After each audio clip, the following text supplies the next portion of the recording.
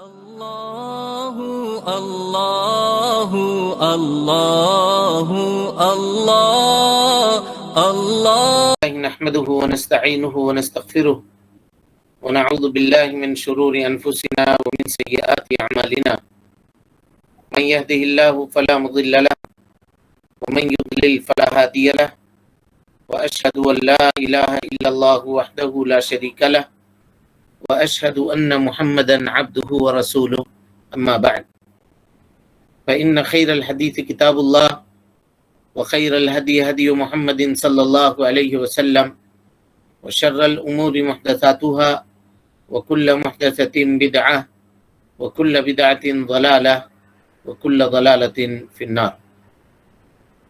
محترم سامعین، حاضرین و حاضرات، ناظرین و ناظرات، کتاب التوحید کے اس درس میں آپ تمام حضرات کا خیر مقدم ہے۔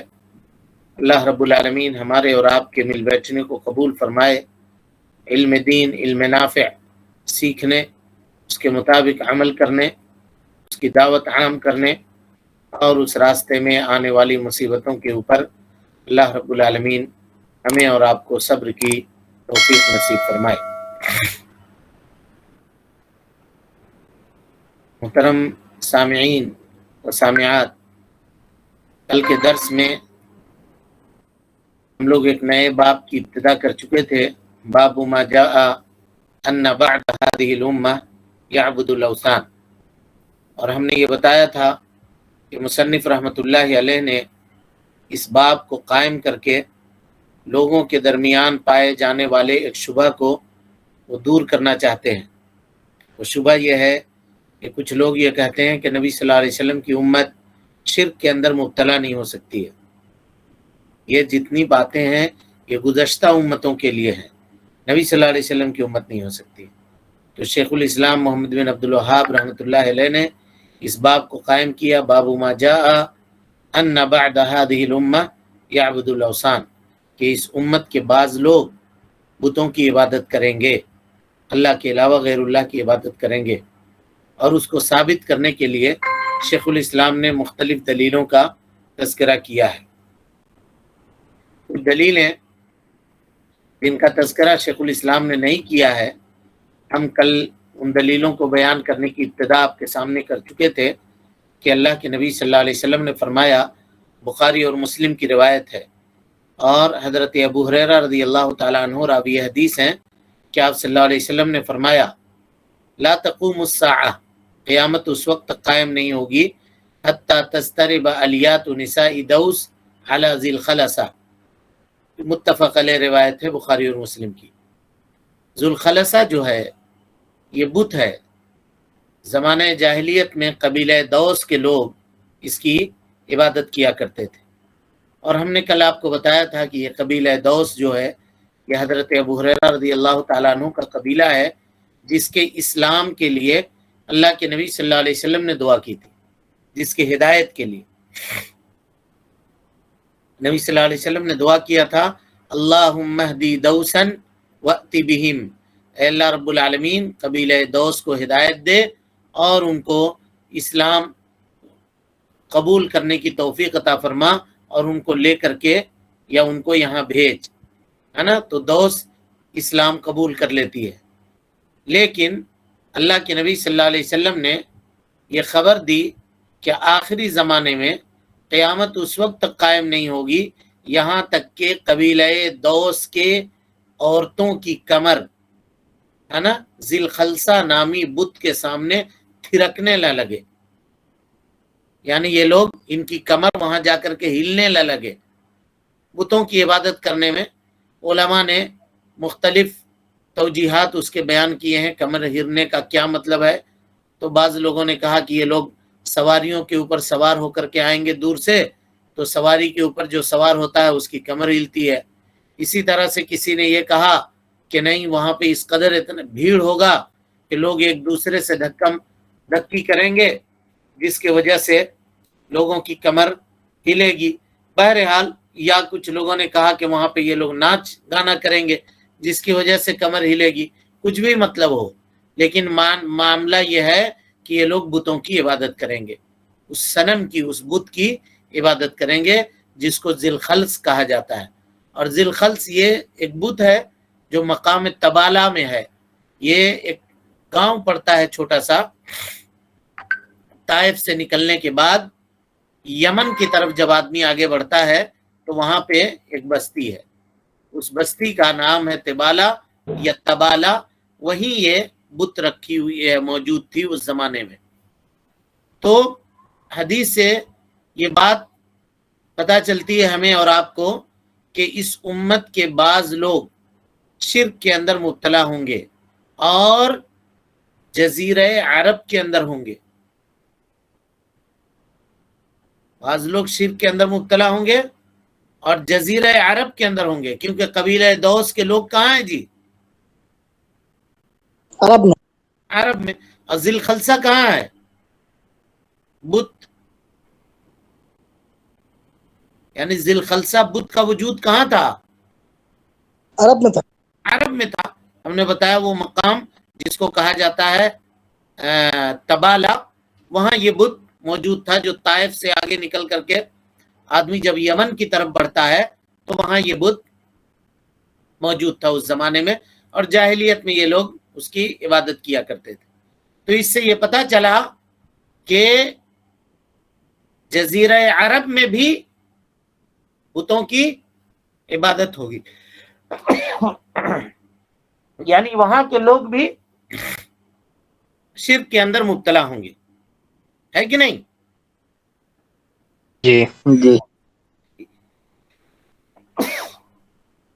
اسی طریقے سے دجال کی حدیث، یعنی دجال والی روایت، جس میں اللہ کے نبی صلی اللہ علیہ وسلم نے فرمایا کہ دجال آئے گا اور اس امت کے افراد دجال کے اوپر ایمان لائیں گے. یہ حدیث ہے یا نہیں ہے نبی صلی اللہ علیہ وسلم کی؟ جی تو کفر کریں گے یا نہیں کریں گے؟ اگر دجال کے اوپر ایمان لائیں گے تو کفر کریں گے یا نہیں؟ جی. تو جو لوگ یہ کہتے ہیں کہ نبی صلی اللہ علیہ وسلم کی امت کفر میں اور شرک میں مبتلا نہیں ہو سکتی ہے، ان کے لیے یہ تردید ہے کہ نہیں اس حدیث میں؟ بے شک. جی. اور بلکہ دجال کی روایت میں اصول ثلاثہ میں آپ لوگ بہت تفصیل سے پڑھ چکے ہیں کہ جب وہ مدینہ کی طرف جائے گا، مدینہ میں داخل تو نہیں ہو سکے گا، لیکن مقام جرف میں وہ رکے گا تو مدینے کے بہت سارے لوگ نکل کر کے اس کے ساتھ ہو جائیں گے، ہے یا نہیں؟ تو اس سے یہ پتا چلا کہ جزیرہ عرب کے لوگ بلکہ مدینے کے لوگ دجال کے تابعداری کریں گے اس زمانے میں جب وہ نکلے گا. تو اس سے یہ حدیث اس بات کے اوپر واضح دلیل ہے کہ نبی صلی اللہ علیہ وسلم کی امت میں شرک اور کفر واقع ہوگا.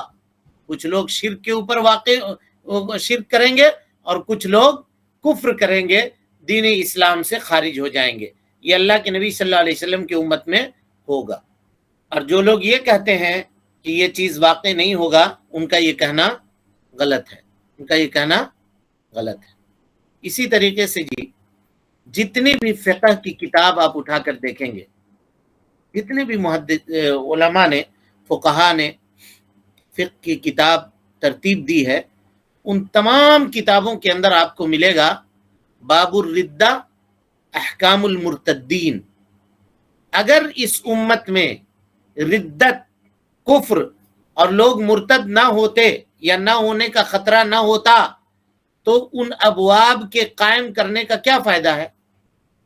اور ان کتابوں کے اندر ان ابواب کو قائم کر کے مرتدین کا اور دین اسلام سے خارج ہو جانے والے لوگوں کے احوال اور ان کے احکام اور ان کے مسائل بیان کرنے کا کوئی فائدہ ہے؟ نہیں. اس سے یہ پتہ چلتا ہے کہ اس امت کے اندر بھی شرک واقع ہوگی. اب سوال یہ ہے کہ کوئی کہنے والا یہ کہے کہ آپ لوگوں نے جو بات ابھی طے کی وہ تو ایک صحیح حدیث سے ٹکرا رہی ہے. اور وہ صحیح حدیث کیا ہے؟ صحیح حدیث حضرت جابر ابن عبداللہ رضی اللہ تعالیٰ عنہ سے روایت ہے.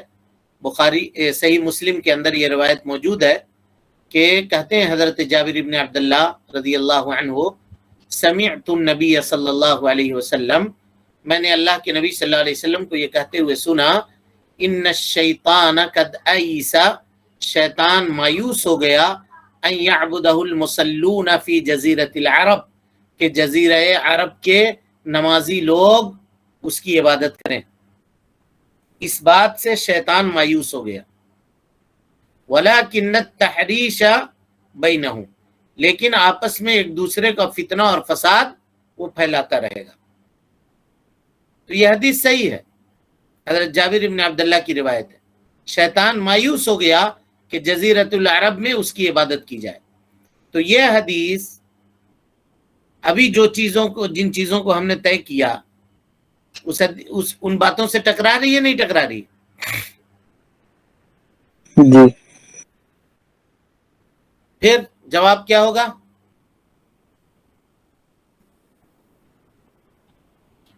نماز پڑھیں گے۔ نماز اللہ کے لیے ہوتا ہے، وہ اللہ کے لیے بات کریں گے تو پھر کیسے شرک کریں گے؟ یہ کیا بات ہوئی؟ جو بے نمازی ہوں گے وہ کریں گے شرک۔ تو آج کے زمانے میں آپ دیکھ رہے ہیں نمازی ہے شرک نہیں کرتا ہے؟ جی کرتے ہیں سر۔ پھر جو لوگ علم سے دور ہو جائیں گے وہ لوگ شرک کریں گے۔ نہ،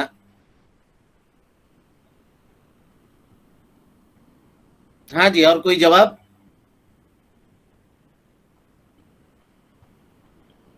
اس زمانے میں وہ لوگ مطلب آپ صلی اللہ علیہ وسلم کے اوپر ایمان لا لے، اس لیے وہ شیطان مایوس ہو گیا۔ یعنی لیکن آپ بعد کہنا یہ چاہ رہے ہیں کہ یہ بات اس زمانے کے لیے ہے؟ آپ جی کیا کہنا چاہ رہے ہیں کہ یہ حدیث جو ہے وہ صحابہ کرام کے لیے کہا ہے اللہ کے نبی صلی اللہ علیہ وسلم نے؟ جی صحیح ہے۔ ایک قول علماء نے یہ بھی بیان کیا ہے جو آپ نے کہا، ماشاءاللہ، بالکل صحیح جواب۔ علماء نے اس کے چند جواب دیے ہیں جی، دیکھیے کیا ہے۔ پہلی چیز، دلیل جو ہے وہ خاص ہے اور ہم جو گفتگو کر رہے ہیں وہ عام ہے۔ دلیل جزیرۃ العرب سے متعلق ہے اور ہمارا جو دعویٰ ہے وہ پورے دنیا کے مسلمانوں سے ہے۔ ایک بات، یعنی ہم یہ ثابت کرنا چاہ رہے ہیں کہ نبی صلی اللہ علیہ وسلم کی امت میں بعض لوگ ایسے ہوں گے جو شرک کے اندر مبتلا ہوں گے، اور دلیل جو آپ دے رہے ہیں اور یہ کہہ رہے ہیں کہ یہ دلیل ٹکرا رہی ہے، تو یہ دلیل خاص ہے جزیرۃ العرب کے لیے، ٹھیک ہے؟ اور اس میں کوئی شک نہیں ہے کہ یہ حدیث اس بات کے اوپر کہیں پر سے دلالت نہیں کر رہی ہے کہ اس امت میں شرک واقع نہیں ہوگا۔ شیطان مایوس ہو گیا کہ اس کی عبادت نہیں کی جائے گی، اس سے یہ کہاں پتہ چل رہا ہے آپ کو کہ اس امت کے اندر شرک واقع نہیں ہوگا؟ بولیے، جی کہیں پتہ چل رہا ہے؟ نہیں، خالی جزیرے عرب میں نہیں ہو۔ نہیں، جزیرہ عرب میں مایوس ہو گیا بھائی۔ جی مایوس ہو جانے سے کیا یہ چیز لازم آتی ہے کہ بت پرستی یا شرک نہیں ہوگی یا شرک نہیں ہوگا؟ جی ہوگا۔ دیکھیے اس کا جواب سنیے۔ پہلا جواب یہ ہے کہ یہ حدیث اللہ کے نبی صلی اللہ علیہ وسلم نے ابلیس کے بارے میں خبر دی ہے کہ ابلیس مایوس ہو گیا اس بات سے کہ جزیرۃ العرب کے مصلیان کرام، نماز پڑھنے والے لوگ، وہ شیطان کی عبادت نہ کریں گے۔ یعنی ابلیس کا یہ گمان ہے نا، جب انہوں نے یہ دیکھا، یعنی ابلیس نے جب یہ دیکھا کہ جزیرہ عرب کے اندر توحید کی مضبوطی اور لوگ کتاب و سنت سے لگے ہوئے ہیں، چمٹے ہوئے ہیں، صحابہ کرام رضوان اللہ علیہم اجمعین کے زمانے میں، اور صحابہ کرام اپنے دین میں مضبوط اور پختہ ہیں، تو جب اس نے یہ دیکھا تو وہ آدمی مایوس ہو گیا اور یہ گمان کرنے لگا کہ یہ لوگ اب اسی دین کے اوپر مستمر رہیں گے، کبھی اس دین کو چھوڑیں گے نہیں۔ دین کی مضبوطی، جو صحابہ کرام رضوان اللہ علیہم اجمعین کے دل کے اندر ابلیس نے دیکھا، وہ دیکھ کر کے یہ سوچا. وہ کیا ابلیس غیب جانتا ہے جی؟ نہیں نہیں بالکل نہیں جانتا ہے. تو ابلیس کے گمان سے، ابلیس کے سوچنے سے کچھ ثابت ہوتا ہے؟ نہیں تب اس نے سوچا، جب دیکھا صحابہ کرام کو کہ دین کے اندر اتنے مضبوط ہیں، مکمل ہیں، تو اس نے یہ سوچا کہ اب یہ لوگ جو نماز پڑھنے والے ہیں یہ کبھی بھی اس کی عبادت نہیں کریں گے. مایوس ہو گیا. اور جب وہ مایوس ہوا تو اس کے مایوس ہونے سے کچھ نہیں ہوتا ہے، کیونکہ وہ غیب نہیں جانتا ہے. یہاں تک کہ انبیاء اگر مایوس ہو جائیں تو اس سے یہ بات ثابت نہیں ہوتی ہے. مثال کے طور پہ سورہ یوسف کی آیت ہے، دیکھیے، حتی اذا استیأس الرسول حتی اذا استیأس الرسل وظنوا انہم قد کذبوا جاءہم نصرنا. رسول جب کیا ہو گئے؟ مایوس ہو گئے، تب اللہ رب العالمین کی مدد آئی. وہ مایوس کس چیز سے ہوئے تھے؟ کوئی ایمان نہیں لائیں. ہاں؟ اللہ کی مدد سے مایوس ہو گئے تھے، تب اللہ رب العالمین کی مدد آئی ان کے اوپر. تو کسی کا کسی چیز سے مایوس ہو جانا یہ اس بات کو ثابت کرتا ہے کہ وہ چیز نہیں ہوگی. نہیں. بات سمجھ میں آ رہی ہے کہ نہیں آ رہی؟ جی جی جی جی. جابر ابن عبداللہ کی روایت میں اللہ کے نبی صلی اللہ علیہ وسلم نے یہ خبر دیا کہ ابلیس مایوس ہو گیا. کس بات سے مایوس ہو گیا؟ کہ اس کی عبادت نہیں کی جائے گی جزیرت العرب میں. تو ابلیس کا مایوس ہو جانا کہیں سے اس بات کو ثابت نہیں کرتا ہے کہ جزیرت العرب میں شرک نہیں ہوگا، کیونکہ ابلیس علم غیب کا جاننے والا تو نہیں ہے. اس وقت جو اس نے حالت دیکھی اس کے حساب سے اس نے یہ سوچا. بعد میں کیا ہونے والا ہے وہ اس کو پتا نہیں ہے. سمجھ میں آ گئی بات یا نہیں؟ جی جی اللہ کے نبی صلی اللہ علیہ وسلم نے اس حدیث میں یہ خبر نہیں دیا ہے کہ یہ چیز امت کے اندر نہیں ہوگا، بلکہ انہوں نے، نبی صلی اللہ علیہ وسلم نے یہ خبر دی ہے کہ ابلیس مایوس ہو گیا ہے. ابلیس مایوس ہو گیا. اور یہاں ایک بہت بڑا فائدہ ہے جی اس حدیث میں. وہ فائدہ کیا ہے؟ دیکھیے، آج لوگ پریشان ہے، امت مشکلات کے اندر ہے. لوگ سر جوڑ کر کے بیٹھتے ہیں کہ اس امت کے نجات کا راستہ کیا ہوگا. نجات کا راستہ آج بھی وہی ہے جو صحابہ کرام رضوان اللہ علیہم اجمعین کے زمانے میں تھا. توحید کی دعوت، توحید کو سمجھنا اور نبی صلی اللہ علیہ وسلم کی سنت سے چمٹ جانا.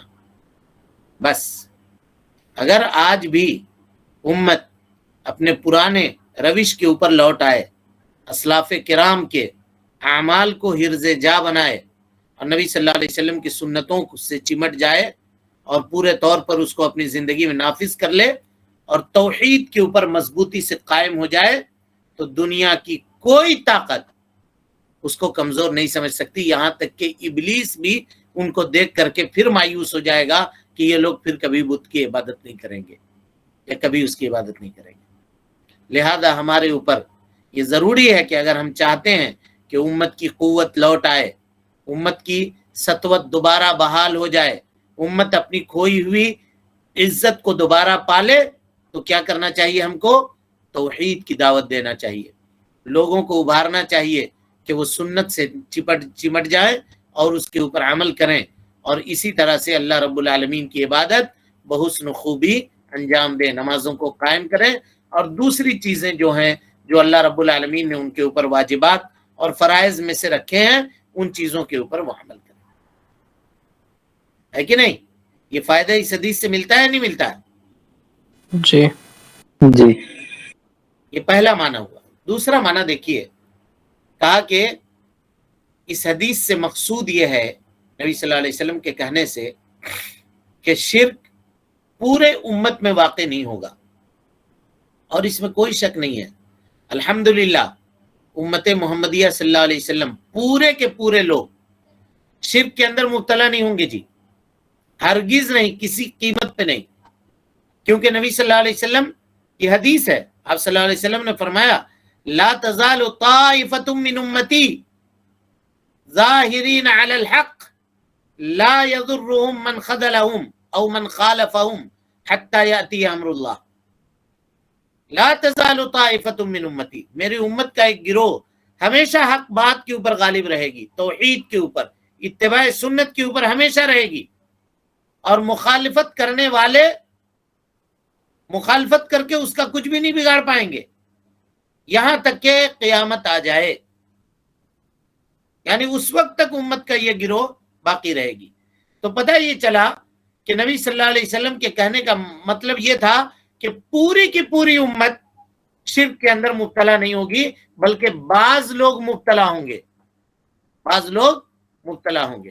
اور تیسری وجہ یا تیسرا جواب جو اس شبہ کا جو لوگ پیش کرتے ہیں اس کا یہ دیا ہے کہ المصلون میں الف لام جو ہے وہ عہد کا ہے، عہد سے مراد صحابہ کرام رضوان اللہ علیہم اجمعین، جیسا کہ بھائی نے بیان کیا کہ نبی صلی اللہ علیہ وسلم کے زمانے میں جو صحابہ کرام موجود تھے ان میں سے شیطان مایوس ہو گیا تھا، ہے نا، کہ وہ کبھی بھی ان کی عبادت نہیں کریں گے۔ لیکن کیا تمام سے جی،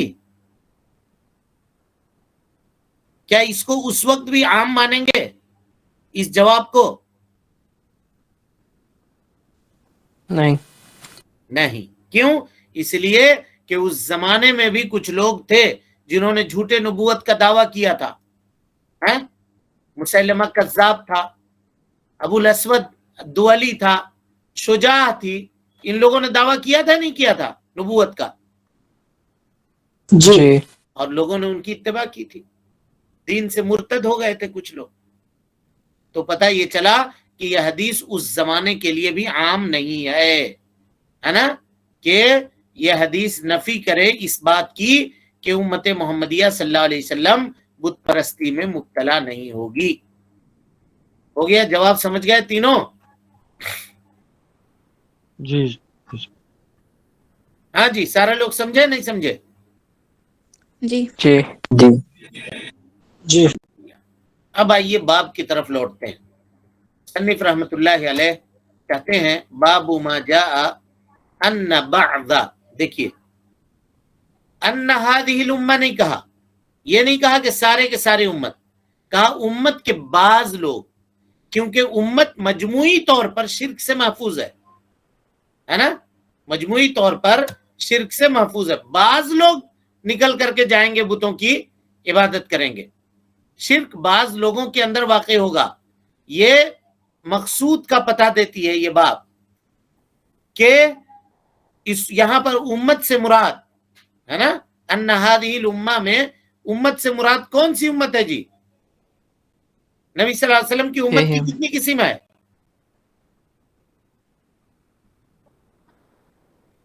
بولیے 73 نہ 72 نہیں، 2 یا 3 دو قسم ہے۔ کون کون؟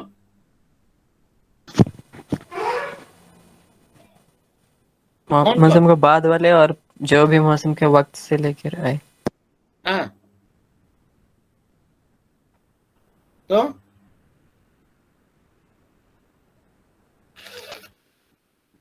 مجموعی طور پر امت کی دو قسم ہیں، ایک امت دعوت اور ایک امت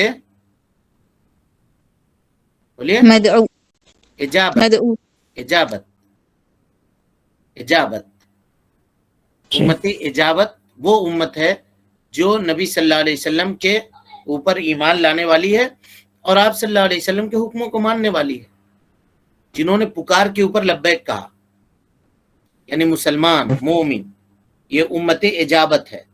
ہم لوگ انشاءاللہ سب امت اجابت، اور وہ لوگ جو ایمان نہ لائے وہ کیا ہے؟ امت دعوت، ان کو دعوت دینی ہے، وہ امت دعوت ہے۔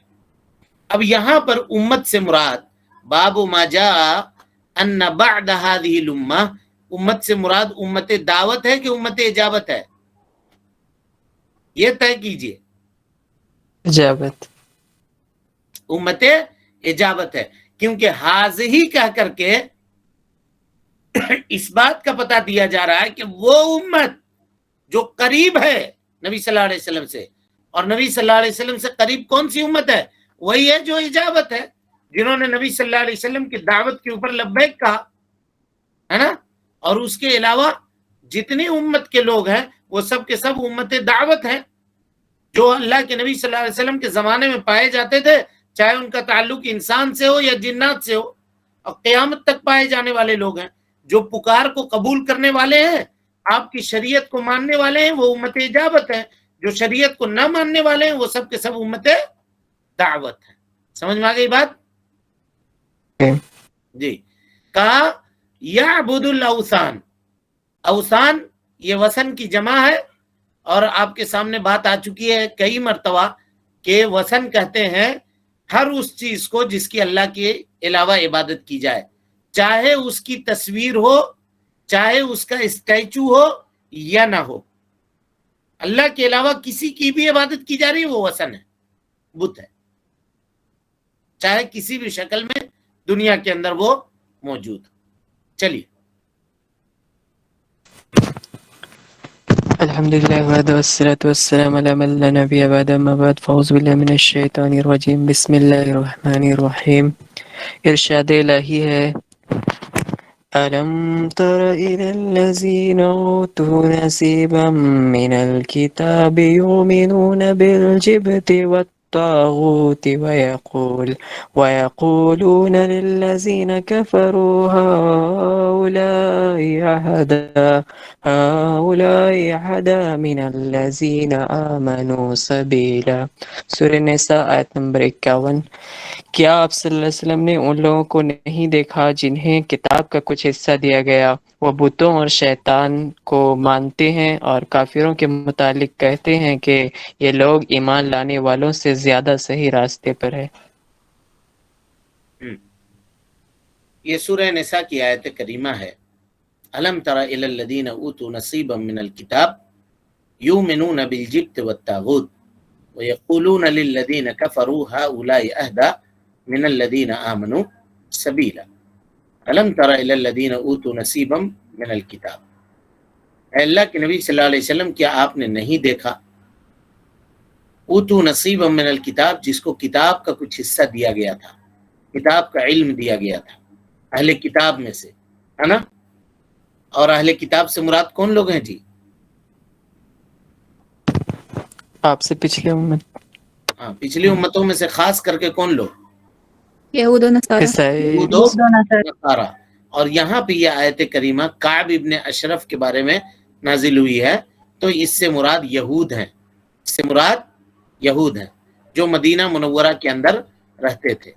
مدینہ منورہ کے اندر رہتے تھے، وہ یہود مراد ہے نا. کالم تر الی الذین اوتوا نصیبا من الکتاب، جن کو کتاب کا کچھ حصہ دیا گیا. یؤمنون بالجبت، یؤمنون معنی یصدقون، تصدیق کرتے ہیں جبت کی اور طاغوت کی. بعض سلف کہتے ہیں کہ جبت اور طاغوت یہ کیا ہے؟ دو بت ہیں جن کو اللہ رب العالمین کے علاوہ عبادت کی جاتی تھی، جن کی عبادت کی جاتی تھی اللہ رب العالمین کے علاوہ. ایک صنم تھا جس کو جبت کہا جاتا تھا، اور دوسرا صنم یعنی بت تھا، ایک بت تھا جس کا نام جبت تھا، اور دوسرا بت جس کا نام طاغوت تھا. اور بعض اہل علم نے یہ کہا کہ نہیں، جبت جو ہے یہ صنم ہے، یہ بت ہے، اور طاغوت ہے پنڈا. پنڈا سمجھتے ہیں؟ جی. کون؟ گائے کی طرح ہوتا ہے. ارے یار، ہاں جی، پنڈا کوئی سمجھتا ہے؟ ننگا بابا کو بھی پنڈا کہتے ہیں. نہ، پنڈا کے معنی ہندوؤں کے یہاں ہوتا ہے اور مسلمانوں کے یہاں بھی ہوتا ہے مجاور. جی مجاور، وہی ہے پنڈا. اس کا کام کیا ہوتا ہے کہ وہ بت کے باتوں کی تعبیر کرتا ہے. ہاں، بابا یہ کہہ رہے ہیں، بابا یہ چاہ رہے ہیں، بابا نے یہ کہا ہے مجھ سے کہ تمہارا کام ہو جائے گا، لیکن کیا کرو گے؟ کہو ایک بکرا ذبح کرو، ہاں، ایک مرغی لاؤ، ایک مرغا لے کر کے آؤ جمعرات کو، یا اتوار کے دن حلوہ بنا کر کے لے کے آؤ، یہ بات جو کہتا ہے نا پیر مجاور، یہ سب اس میں ہے داخل، طاغوت میں ہے نا. جبت کا معنی یہ ہے، اور طاغوت کے معنی وہ ہے جو بتوں کی طرف سے ان کی باتوں کی تعبیر کرتا ہے. یہ کہہ رہا ہے نا، بت یہ کہہ رہا ہے، قبر یہ کہہ رہا ہے آپ یہ کیجئے گا تو آپ کی مراد پوری ہو جائے گی، ایسا کیجئے گا.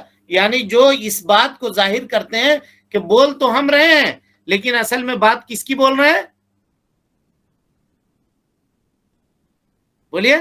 اس بت کی بول رہے ہیں جس کی تم عبادت کرنے کے لیے آئے ہو. اور بعض اہل سلف نے یا بعض سلف نے کہا کہ جبت سے مراد جادو ہے اور طاغوت سے مراد شیطان ہے. اور بعض اہل علم نے کہا کہ جبت سے مراد جادوگر ہے اور طاغوت سے مراد کاہن ہے. یہ سب کے سب جو ہے نا جی اختلاف تنوع ہے، کوئی خاص اختلاف نہیں ہے، اس لیے کہ یہ تفسیر مثالوں کے ذریعے سے کی جا رہی ہے. علامہ ابن جریر طبری رحمۃ اللہ علیہ اس آیت کریمہ کی تفسیر میں لکھتے ہیں کہ جبت اور طاغوت یہ دو نام ہیں کس کی؟ جس کی اللہ رب العالمین کے علاوہ عبادت کی جاتی ہے یا جن کی اطاعت کی جاتی ہے یا جن کے سامنے لوگ عاجزی اور انکساری کرتے ہیں، چاہے وہ کوئی بھی ہو، من حجر او انسان او شیطان، چاہے اس کا تعلق پتھر سے ہو یا انسان سے ہو یا شیطان سے ہو، ہے نا. جبت اور طاغوت اس کو کہتے ہیں جس کو اللہ رب العالمین کے علاوہ ان کی اطاعت و فرمانبرداری کی جائے، ان کی بات مانی جائے. اور اسی طرح سے طاغوت کا معنی آپ کے سامنے آ چکا ہے کہ ہر وہ چیز جو اپنے حد کو پار کرتے ہے نا، معبود ہو جائے، متبوع ہو جائے، مطاع ہو جائے. اور ہم یہ بتا چکے ہیں کہ کس کو طاغوت کہا جائے گا، اس کو طاغوت کہا جائے گا. انشاءاللہ پھر کل کے درس میں اس کی وضاحت ہم آپ کے سامنے کریں گے. اللہ رب العالمین سے دعا ہے کہ اللہ تعالی ہمیں اور آپ کو حسن عمل کی توفیق دے. رب العالمین ہم سب کی اصلاح فرمائے، نیکیوں کو قبول کرے، سیئات سے درگزر فرمائے، جب تک زندہ رکھے دین اسلام پہ زندہ رکھے، اور جب اٹھائے ایمان پہ اٹھائے. آمین. وآخر دعوانا ان الحمدللہ رب العالمین. ہاں جی، درس سمجھ میں آ رہا ہے سب کو؟ جی الحمدللہ. ہے وضاحت ہو رہی ہے ٹھیک ٹھاک؟ جی شیخ. جی یہ جو پیر مجاور ہوتے ہیں یہ اپنی دلوں کی بات کہتے ہیں یا ان کے دلوں میں شیطان کی بات ہوتی ہے؟ اب پتہ نہیں بھائی، یہ تو وہی بتاؤ گے، ان سے پوچھنا پڑے گا. ہم تو نہ گئے ہیں کبھی، نہ جانتے ہیں. سب ڈھونگی ہوتا ہے جی، اپنے دل سے بات بنا بنا کر کے کہتا ہے فلاں نے کرو، یہ کرو، یہ کرو گے تو بابا خوش ہو جائیں گے. ہر جمعرات کے دن فلاں جگہ پہ جا کے چراغ جلاؤ. آس پاس میں آپ جا کے معلوم کیجئے کتنا لوگوں کے دین سے، دھرم سے، ایمان سے لوگ کھلواڑ کرتے ہیں، خاص کر کے عورتوں کے. کوئی گئی مراد مانگنے کے لیے، کہا کہ ٹھیک ہے یہاں بیٹھو ہم بات کرتے ہیں. کہا بابا سے کنیکشن ملاتا ہے، بات کرتا ہے، آئی ہے ایسے ایسے مجاور ہے، آپ کی مریدن ہے، یہ تکلیف ہے بابا دور کر دیجئے. کیسے دور ہوگا؟ اپنے اپنے بڑبڑاتا ہے.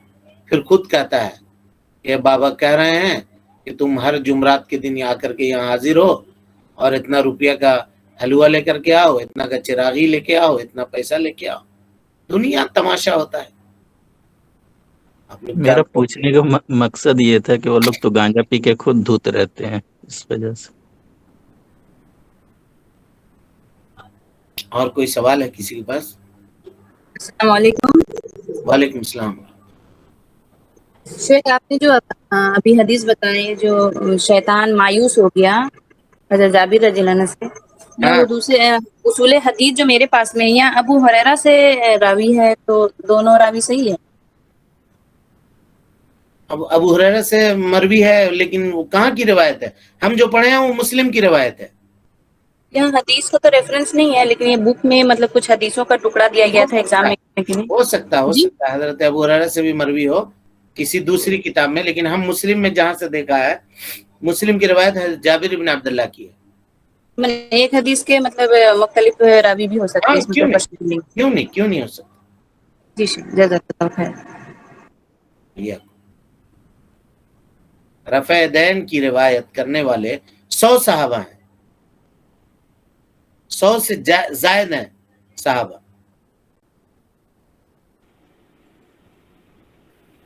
اور کوئی؟